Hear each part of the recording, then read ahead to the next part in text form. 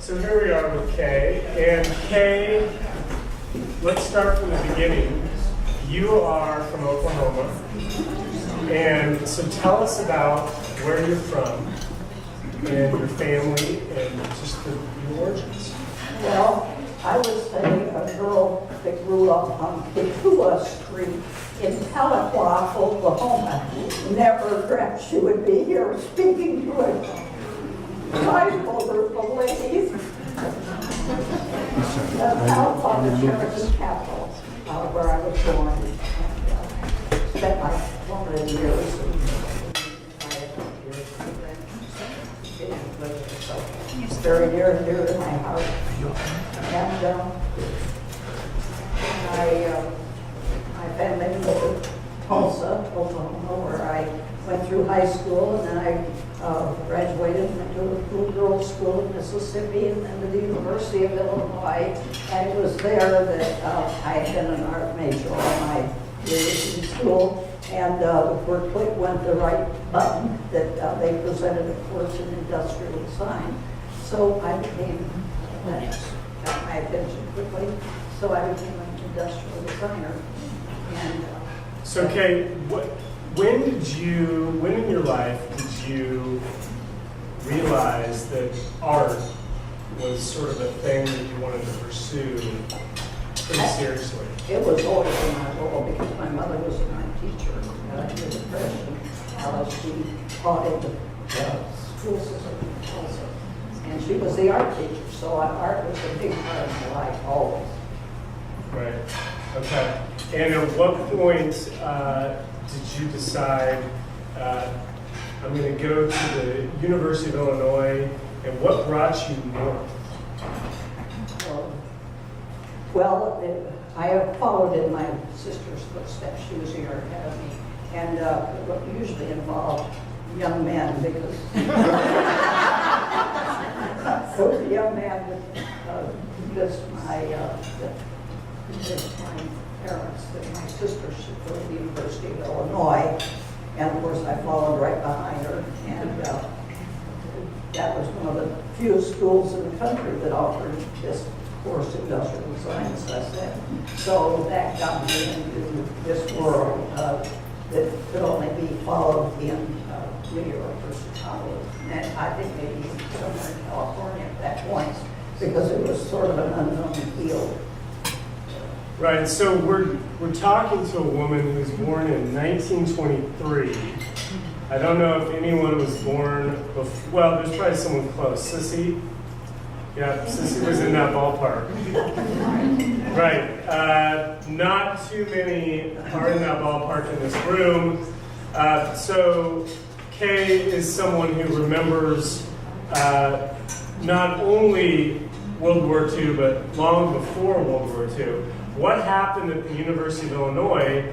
I think you told me 1941, Pearl Harbor, you're at University of Illinois. What happens? Well, when I had been visiting sorority sisters on the North Shore of Chicago, which for me was never a man.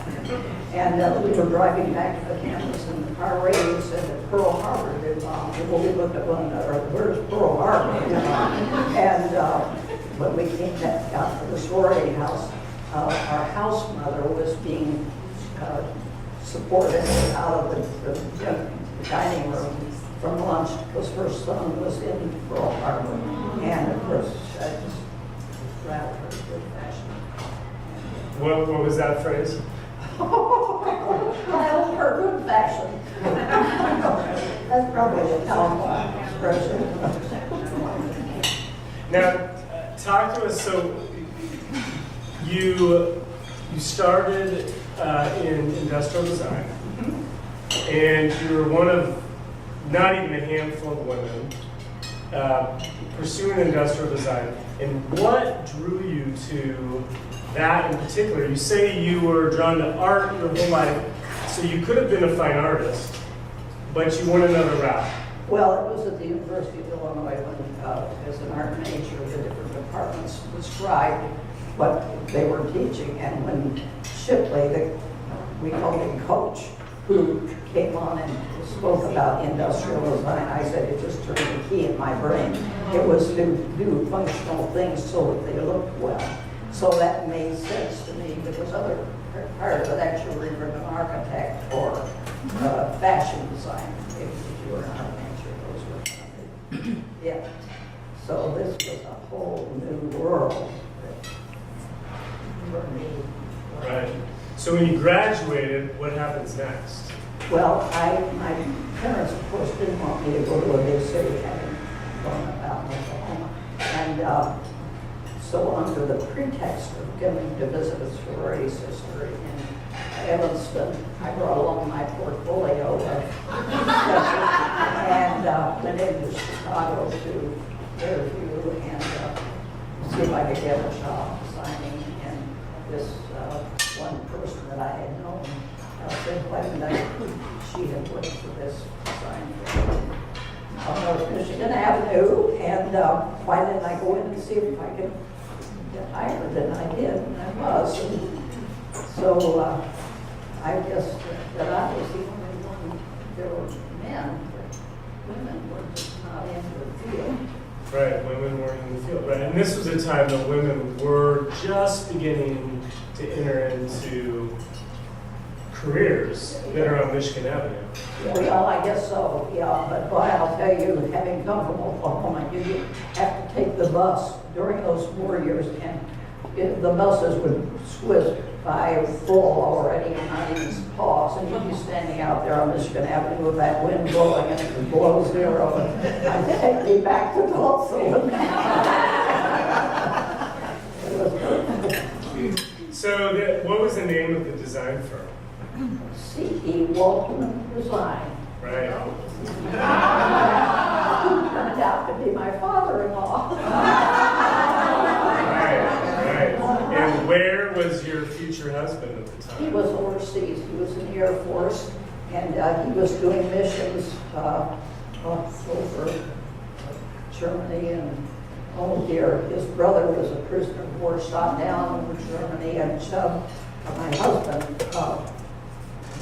was He was based in England. based in England, but they flew over their missions. And the Holland one was the one where he said it was a miracle they got out alive because they were having to fly in to bring, the people were starving, and so to bring food to them and drop it, they had to fly in just literally at treetops, and the place was surrounded by Germans. And he said, everything cut loose in the sky, and how they escaped without getting hit, he couldn't believe it. It was the smile on his airplane. Oh, that's it. Everybody had the flying tigers and all snarling faces, and my husband had a great big smile painted on his plane because he didn't. I didn't want the bastards to think I was mad at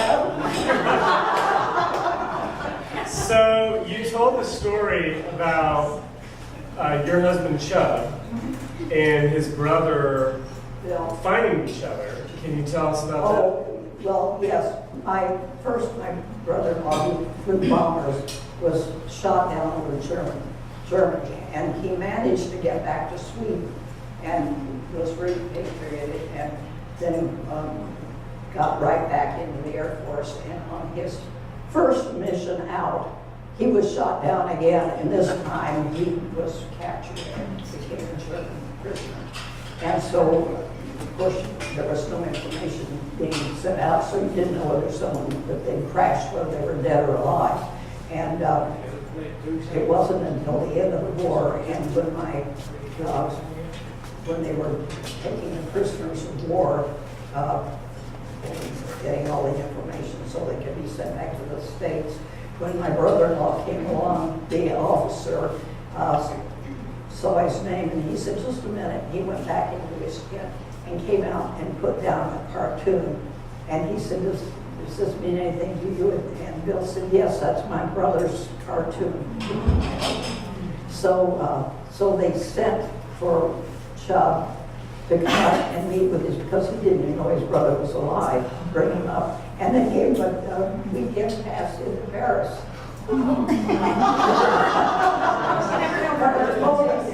So Chubb comes back to the States, to Chicago, back to his father's firm. And then what happens? Well, I had seen his picture on his father's desk. And what I loved about it, all the military guys would send their fathers a picture. The fathers would have them in their dress uniform with all the badges and one thing. But Chubb's father had a picture of Chubb on his desk, and Chubb was standing at attention in front of a pup tent holding a broom. So I said, this guy's got to be fun.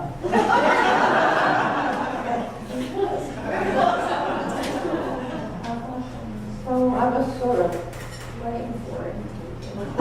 Did you catch that? Yeah, so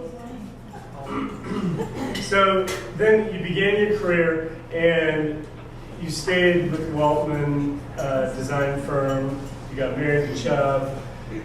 At what point did you kind of find your niche in the design art world, architecture world? Well, actually, after we were married, we went to Sweden because Sweden was the end all be all of good design. So we went over thinking we would learn. Well, we got there and every place they dealt with men, Chubb did all of the compact world, but they all wanted to hire us. So we gambled. We'd gone over by ship, and we had return fare. So we said, well, what do? We gamble. Do we go home, or do we gamble our return fare on the fact that we can earn enough to get home? Well, we wound up living there a couple of years, and our first son was born there. So Stockholm's very dear to our hearts. Right. And what are some of the projects that you worked on personally that really attracted you and caught your attention and inspired you? Well, I got in. I did everything product-wise. You name it, everything from hospital equipment to jukeboxes.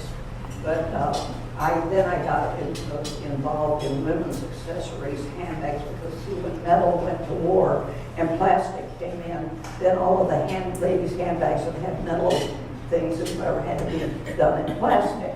So this was a whole new material, and what you could do with plastic, and what was possible to achieve because it was such a new material. So I got very involved in that, and that's actually what got me so close when we went to Stockholm. It was the first time that was our bread and butter. Wow. And I know that if you've been to Kay's house, and if you haven't been there, then what you'll find is many photos, a lot of artwork. But when you begin to study the photography and sort of the memorabilia on the wall, there's architecture. There's clippings of architecture. Tell us a little bit about your foray into architecture design. Well, I got involved with that because I was having an art show, and a friend of mine said, would I be interested in doing someone's home, interior or whatever, and I said, oh, why not? I figured, sure. And I said, well, when? And she said, well, we'd have to leave tomorrow morning. And I said, well, where? And she said, Maine. Well, we did get off the plane the next morning, and that got me going. I did end up designing this house and wound up on Lord's Point in Kennebunkport, Maine. That's where this painting is from, right, Kay? This painting here is Lord's Point? Lord's Point, on the sea there on the rocks. So that wound up ending up, and before that was through, somehow I got in, people knew I was doing it, and I wound up doing a lot of projects in New York, and then ultimately the last place was back home, where I did homes here. Right. And you have wonderful stories about the home you have on Stonegate. The coach house. The coach house. Well, it's a home now. It was purchased as a coach house and transformed. Yeah. And there's a lot of fantastic. Do you want to share anything? Well, I want to move to this art, but before we do, tell us about the Horse house. stalls were still in the ground floor of it. And the American Legion purse that they used in parades was parked where our bedroom now is. But it was, there were apartments upstairs with the state house on the lake. And, yeah, lived upstairs. So when we bought it, I remember we moved in because our little boys had to get into school. We lived at the Deer Path Inn for two and 3-year-old. You know, little of that goes a long way trying to have breakfast. So we moved in, and the kids were out front playing in the mud pie, I call it. And I was in painting walls or hammering or doing something. And, I heard this man's voice say, "Well, you must be the little boys who are going to move into this house." And the kids said, "We live here now." And I said, "Just silence." Presage, who lived in one of the estates down on Stonegate, he said he thought I was the bravest woman he had ever met. Couldn't believe it. Right. So walk us through these, and I'll describe them to you if you can't quite see them around the curve. But this first big painting is, well, just tell us about it. Well, it's the black rocks on the coast there in Maine intrigued me, and so this was right on the ocean there, and that's what these were. Obviously an abstract person, but that's what got my attention. Right. And you started painting not with this style. You started painting with what style and with what purpose? Can you tell us about that? Well, I'd been an art major, of course, but then got off because I did not want to do pretty pictures, and I got into when they offered industrial design at the university. That's what got me going in that direction. But, I wanted to paint my daughter, Maggie, and that little full figure down there. So that's one of the first as an adult back into, you kind of sharpened your painting skills back up. Yeah. And there we go. Yeah, so then I did all of my children and grandchildren and, portraits. And then just the demand, I did a lot of paintings for others. Children Right. and so on. And was this sort of, you just kind of moonlighted as a painter? Oh, yeah. Yeah, and then, so let's move, you can kind of see the different it's just a really wide array of styles you have here. Tell us about the it looks like Maine. Well, it's back there. actually France. It's France, okay. And was that early? Is that? No, well, I got off into doing much more abstracts after. This was, I was kind of muddling through both ways. Yeah. Right. So that was, what year was that, Maggie? You didn't know that? I never remember. I don't remember, but I would say the Pink Sky is one of her earlier periods, and I think it's interesting because it has such an abstract quality to it. And I feel like all the things she's gone through, this and then onto the green one, she's sort of come full circle back to a lot of abstract quality in her paintings. Okay, interesting. And then another thing that I picked up chatting to you about your artwork is the women who, tell us about the women who are working on a rug. Is that right? Well, we spent a lot of time traveling back and forth in Mexico, and what always intrigued me, the women who would bring their wares or whatever they were doing, and they would just sit down on the ground and go marketplaces and display or whatever, or they'd still be working. And so that was what was in my head, and I think that was it, what I would call it my white period. And I thought, well, I just use that as a jumping off place that I was painting the local women at the market, Right. showing their wares, and then try to bring it into a design quality. Yeah.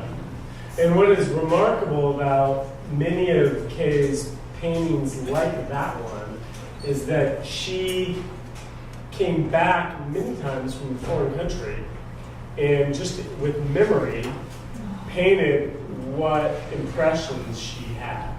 Is that right? Right. So really, really remarkable paintings. And you might ask her, where is that? And it's nowhere in particular, but it has impressions from Taos or impressions from France.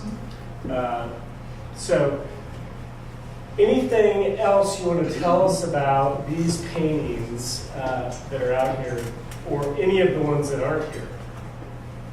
It's been a joy all my life. I mean, my mother taught art, so I was always popular kid in school because everybody liked the art class because it was considered the easy class. So I was popular on the playground. Are you still painting? Oh, yeah. Yeah. She has a gorgeous studio on the second floor that was a hayloft with a really beautiful skylight that just comes right down and lights up the room. Yeah. On the best road and all, late, I don't know if you know Stonegate Road, but it's just a little dead-end road, which I think, boy, good fortune. I was house hunting with someone that wanted an estate house. I saw the estate in the greater area back then, and she was shown this coach house, which was pretty bad shape on Stonegate Road. We had to build a house in Mount Park. And I went home to my husband. I said, you can't go to work tomorrow morning. You've got to go see this place first. We've got to have it. I just did this road. So we bought it. It was a challenge. One of the things about that home is it makes for a wonderful gallery. Really big walls, high ceilings. One of the reasons that inspired this evening, and Ilsa Seidels, I have to mention, was part of thinking through what we were going to do this year for the Women's Dinner. And we wanted to do something within our community that reflected just women, and we have the two women that we're speaking with tonight, Corinne and Kay, women who, through just bravery, even if they don't know it, and forging new paths and risking. Both of these women are working artists. Kay into her 90s, and Corinne a good deal younger. But both of them are making their way with art. And so but it doesn't end at art. What we really wanted to have a conversation about is inspiring all of us to risk in the direction that we have inspiration for, whether it makes sense or not. Art often doesn't make sense to those around us who say, do you really want to do that? So we'll shift as we shift our attention to Corinne, let's first give Kay a round of applause.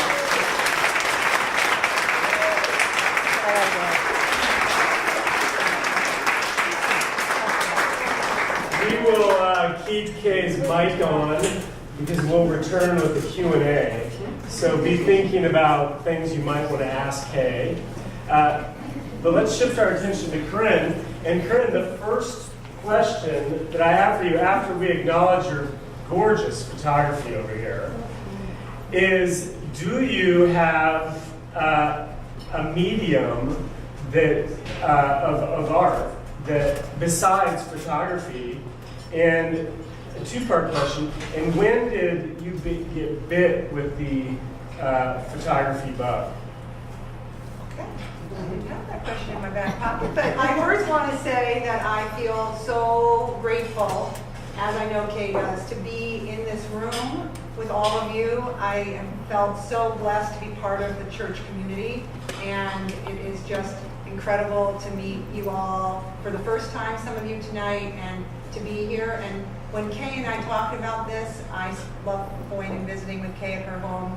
We talk about how blessed we are to have our professions be our passions. And we just wake up every morning feeling so grateful. And I really feel that that's I feel blessed for that, but I also hope that that, like Zach said, inspires people to go after things and take risks and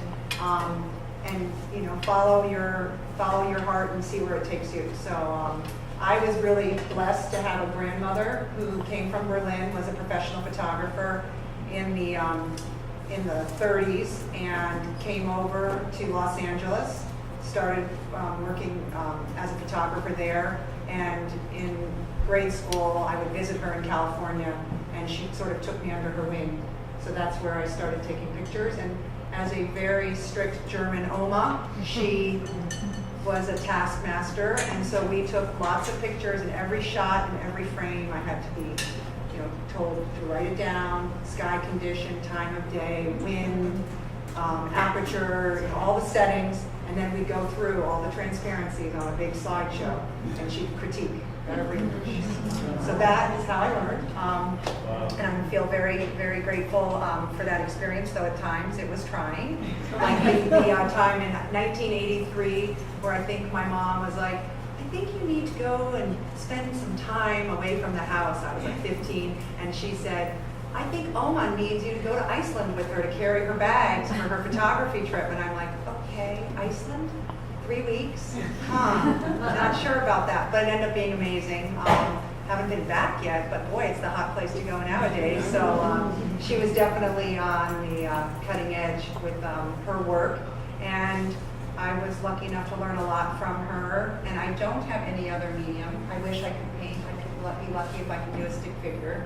So no, can't say I have any other avenue of my art, but I do love using my camera as a way to explore life. And for a while, I had my tagline was capturing images, life at a different angle. I'm always looking with great intention, as is Kay, for light and following light and shapes and textures. And photography for me has been a way to achieve that, and also to be able to use the time during the day as sort of a gift to myself and my camera, as sort of a form of active meditation.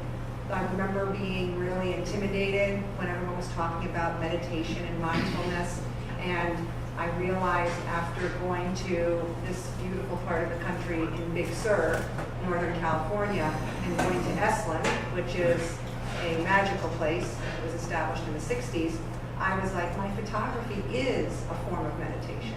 And I then took my photography to a whole nother level, being more intentional and more thoughtful and slowing down, because I think we all move so quickly during our daily lives. And one of the big things that happened to me when I went out to this special place in California was that I realized how much there was a glorification in this community, and all over, but particularly my experience here, in being busy. And that busyness was seen as like a badge, like I'm busy, I'm getting 20 things done today, and I'm on 6 committees, and I'm doing this, and running around, and there was this glorification of busyness. So I sort of came back from California and realized that I didn't want to continue being a human doing, and I wanted to make that switch to being a human being. And my photography really has been that vehicle. And even though I've been working with my camera since the early 80s, and I started as a portrait photographer, and that was my bread and butter, I've moved in the last 5 years to landscapes because it's just something that really feeds my soul. And I've enjoyed teaching classes and allowing people to see that their cameras, and maybe even their iPhones, if you put them in airplane mode, so you don't get disturbed while you're using it as a camera, that they can be vehicles for your ability to get into your moment where you are and be present. And it's really a wonderful way to get yourself outside and find some quiet time. And I feel really lucky that I get to do it for my soul and my, inside, but also share it with others. So it's been amazing. and I get to travel a lot. So I can tell you a little bit about the pieces, and then I've got a new adventure coming up in my life that I'm sort of excited about. So I have been able to travel a lot, and I feel very fortunate for that, but I also find beauty right here, Lake Forest open lands, Lake Bluff open lands, Lake Michigan. We have so many amazing botanic gardens. We have so many resources right here in our community. But this is, as I mentioned, Big Sur, and there's a wonderful monastery that you can stay at for silent retreats, which for me was not easy, but I did it in 36 hours. I was silent. That you can visit, and you stay in these very simple little, they call them cells, but they're far from a cell, but that's what they call them. And you experience this beautiful part of our country, and you get to go and do the chanting and with the monks, and it's just incredible. I can tell you more about that if you're interested. Then the next one is... Before we shift, yeah. Below those clouds is the ocean. Yeah, that's this is like at sunrise. Yeah, so this is all, the sun's just coming out, and the Pacific Ocean is way down there, but the clouds of, the fog has covered it up. So, yeah, magical time of day. Again, the light, either early morning light or the late afternoon light is definitely my favorite. And then this little group of cows over there was in Montana, and that's the Madison Range. The Madison River runs through there. Ennis is the area where I was staying, about an hour from Bozeman. And then you can't really see it, but it's a pretty cool picture. I kind of I think the title is Angels Calling in the Morning, because the sky wakes up and it's just fabulous. Zach started taking sunrise pictures down at the lake as well. It's such a gift that we have to go down to the lake. Joyce lives right there. She appreciates the morning sunrises, I know, because I see her. And it's just a beautiful place to be in the mornings to start your day. So I really try to get down to the lake at some point in the morning and enjoy that. And then the next picture is right from the shelter where we have our beach services. So that's the beach that the sailboats and the paddle boards go out at. And it's just, there's something really beautiful about the composition of that image, bringing you out into a really peaceful place. And the road that I have here is sort of speaking to that same message of you don't know where you're going to go, but let it just take you in trust. And that picture of the road is in an area that I had never heard of, and I consider myself pretty well traveled in the United States, and it's called the Palouse. And it's in the southeast corner of Washington State, where Idaho, it's like an hour from Coeur d'Alene. And it's farm country, the largest producer of garbanzo beans and the oil that makes the canola oil, rapeseed. Yeah. And in the springtime, it's world famous, and you have to like sharpen your elbows to get a tripod space to go there, because fields and fields of purple, yellow, and green. I mean, the Palouse, look it up. You won't even believe it's on this planet Earth, because it's just magnificent. But I was there in the dry August time, and a friend of mine who had been working with a photographer by the name of Charlie Waite, who's considered to be one of the foremost famous living landscape photographers. He came with us on this 1-week trip. And so it was a really special opportunity to have Charlie Waite, who I now have become friends with and will be now working for, which is my next adventure. So I can tell you more about that in a second. And then the last one is in Umbria. And I always like to play with windows and doors and how you see things. And that was, a windowsill. So looking through. And again, just blessed to have such beautiful places near and far, and I love what I do. And my next adventure is moving to France for a year in September, and I will be working with a company called Light and Land with Charlie Waite, and his whole company's concept is chasing the light around the world and finding the perfect light. So I'm going to help scout out locations in France and Italy and Spain for future tours, and then encourage people from the United States who aren't as familiar with the company. It's mostly Europeans and Asians that use this landscape tour company, but their company tours all over the world. So I'm really excited to work with them and have the opportunity to show you all my work at the gallery. So I have had for several years now a very little baby gallery inside the Lake Forest Gallery, which used to be Conrad's Florist. Then it was Reinvent Gallery, and now it's called Lake Forest Gallery, and I'll give them a plug. They have great food service, dinner and lunch. It's amazing. And I will have the owner every 2 months, she'll receive images that she'll switch out in my little space, so you can see where I've been and what I'm doing and know that I'm still alive and kicking and I'm coming back, but just on an adventure. So that's my next step. And these pieces are all currently at the gallery, so you can see them again if you want to take a friend. Sally. That's my Fantastic. Well, that's perfect. We ended with 10 minutes to go, which is exactly where we wanted to be for Q&A. And I just want to insert this. When you know artists, you know, and Corinne mentioned it, that she always has her eye out for inspiration, what's happening. If you noticed on Sunday, Kay provided the flowers.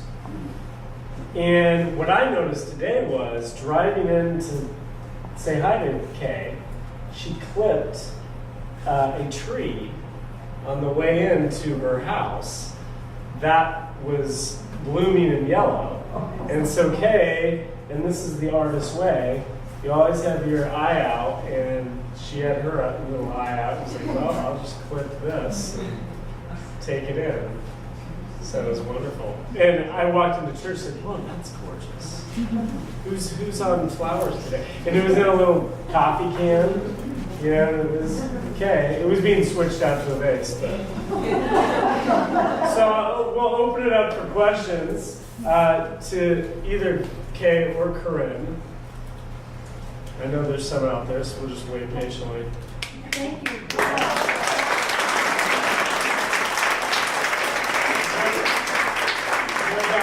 We'll clap again. But And thank you to Zach for cooking. I don't know if everyone realized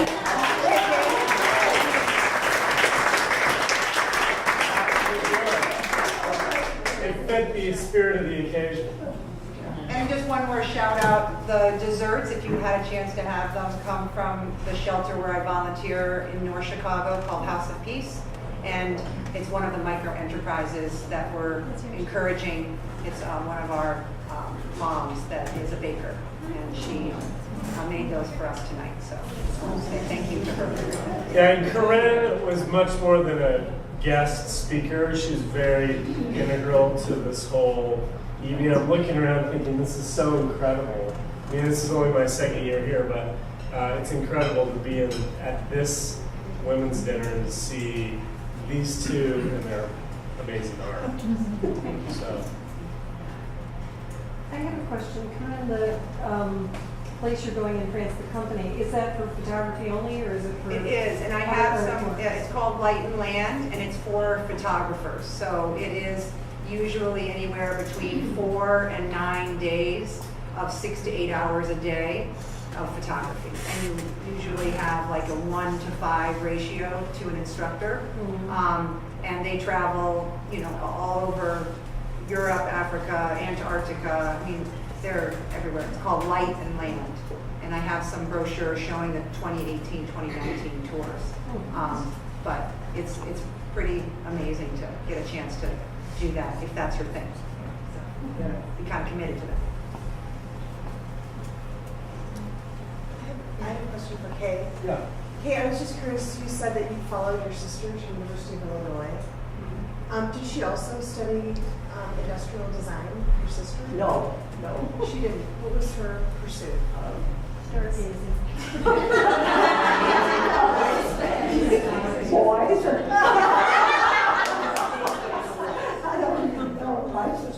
not a career or Well, I whatever. was just curious, how you said you followed your sister on the No. industrial No, we were just, design. No. Okay, interesting. Two peas in a pod, she has said, a very different thing. yeah, we were very close growing up and still are. Yep. She lives in Tulsa. And she's a year and a half older than I am. Got all of her troubles.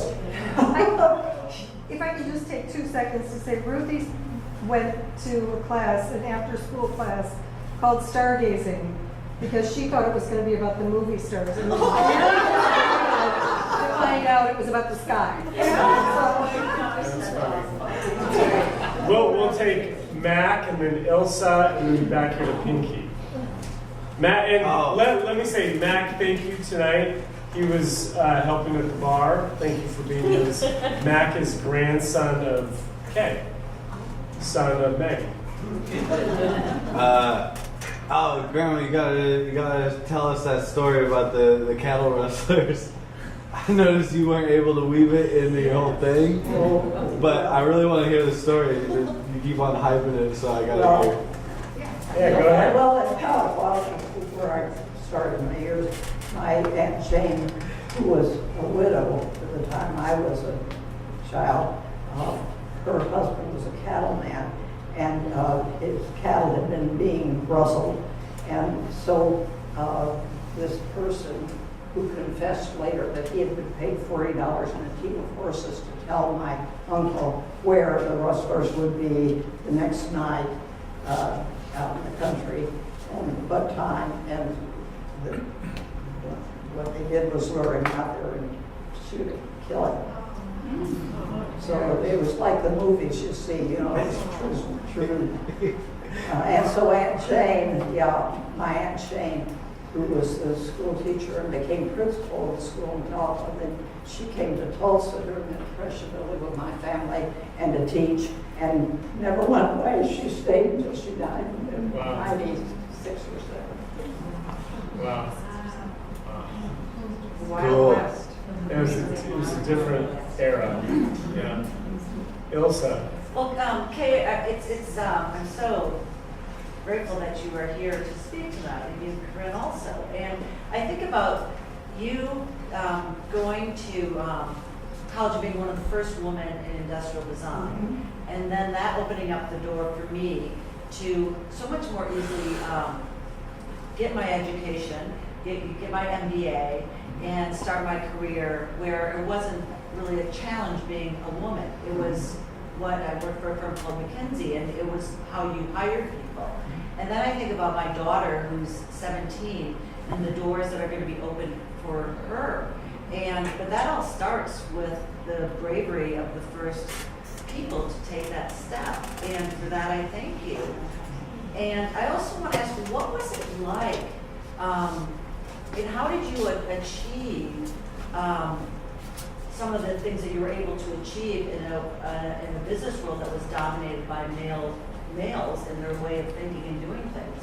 Well, I think I was fortunate that the man that I came to work for in Chicago, who, as I said, turned out to be my father-in-law, was very supportive, and he didn't treat me differently than if I'd been a young man in the office, and gave me projects and allowed me to get my own accounts so I could go out and I could do all the design work that I brought in.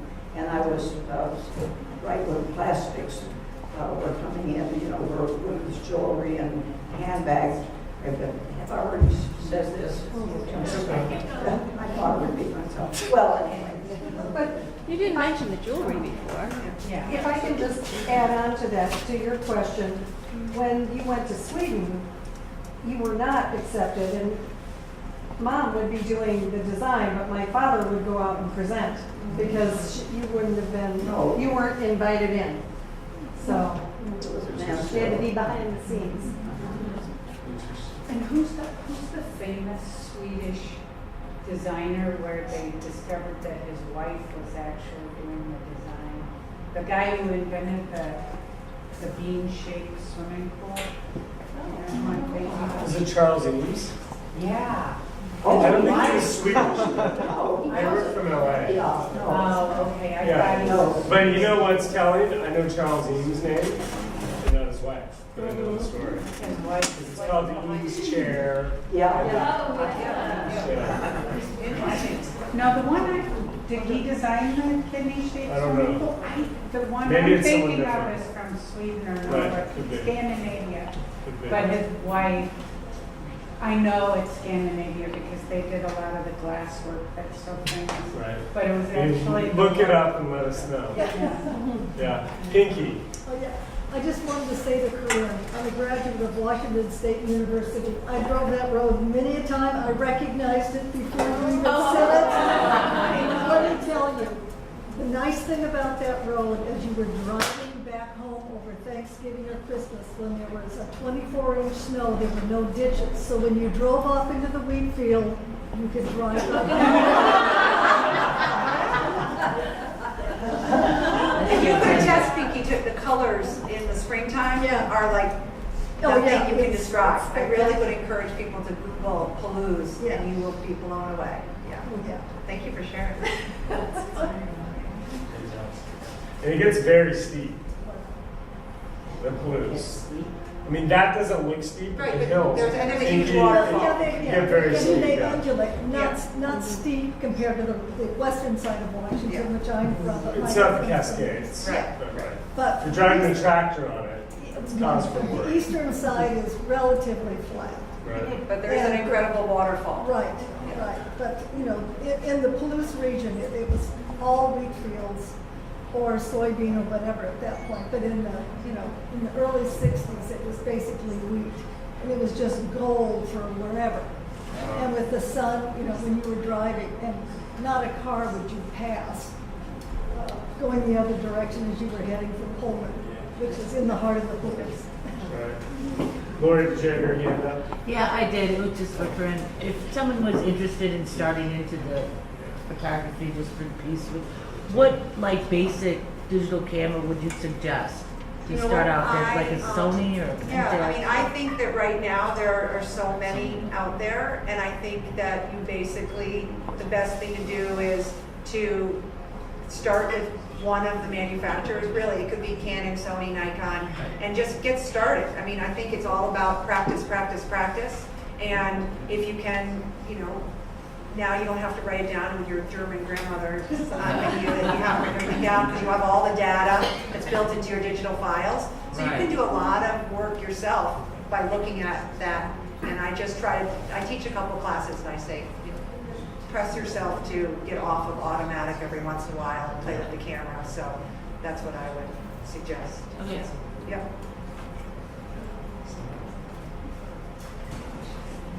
Kevin. First of all, I just to observe these two beautiful pieces of art that are between, you know, are on each side of you. How it was like that, the painting image and then the photographic image is just beautiful in itself.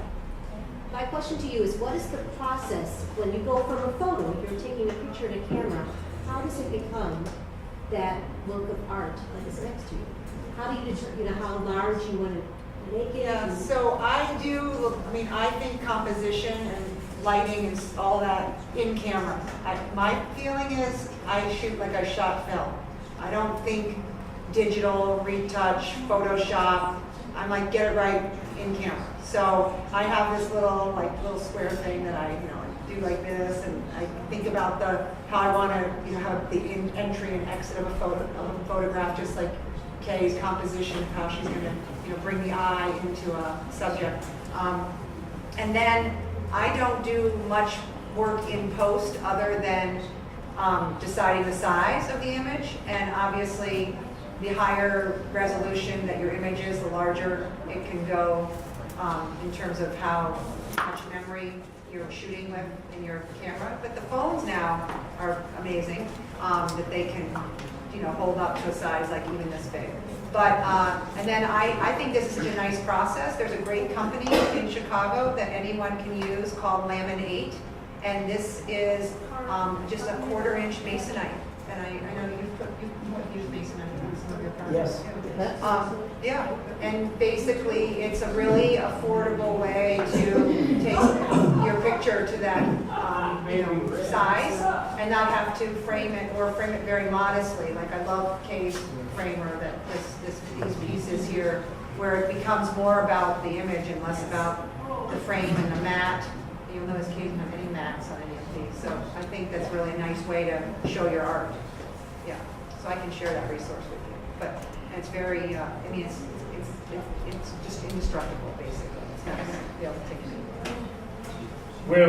We have time for one more question. Ilsa, do you have a question? Corinne, could you please tell us how you found your apartment in France? The internet. I just no, I know. I went and I researched apartments in Provence through like HomeAway and Airbnb, and just started reaching out to owners saying I was coming, and then I happened to have two fabulous girlfriends who are in the room right now who said they just had to come be the voice of reason and make sure that I picked the right place. So, and there was a rainbow that landed in the town that I took a very incredible picture of that I showed Kay, and it just told me that's where you need to be. So follow your rainbow. Follow your rainbow. The town is Le Marin. It's 45 minutes north of Aix-en-Provence. You have to speak French to know where she is. Round of applause for these two.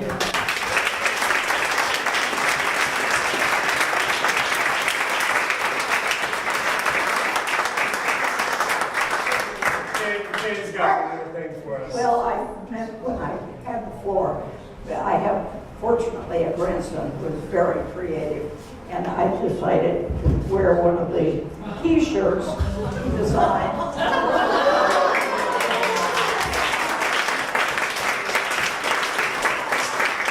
And matches the silk scarf, it does. I would encourage you all to schedule a visit with these two over the next, well, you better squeeze it in with Corinne. Can we get the phone number of the secretary? I don't think you have to take that up with Corinne. Kay's docket, fills up fast. But also, I want to encourage you all, get to know all the amazing friends and family and neighbors, people in this room.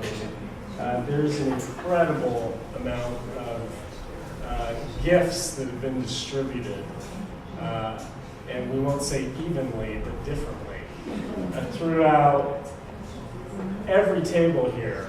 Fascinating. I have an idea for the community church that we need to have a podcast that I want to host to interview there's amazing people. So we thank you for giving your time, and as a father of a daughter, I'm encouraging bravery and risk-taking, and so I feel really privileged to be here with you all tonight. And all of you who come and just make it such a special evening. So thank you.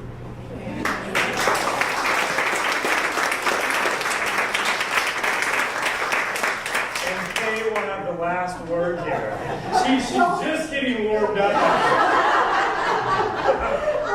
I was just thinking that for a kid that grew up on Cotulla Street in Tahlequah, Oklahoma, in the 20s, I would never have dreamt that I would be sitting here with so many of you paying attention to anything I had to say.